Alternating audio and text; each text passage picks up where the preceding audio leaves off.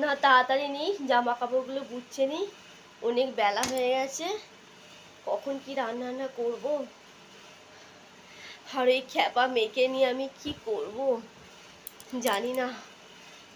না যাই, গিয়ে রান্নাটা সেরে নি। আমার কুরকুরেটা কোথায় মা?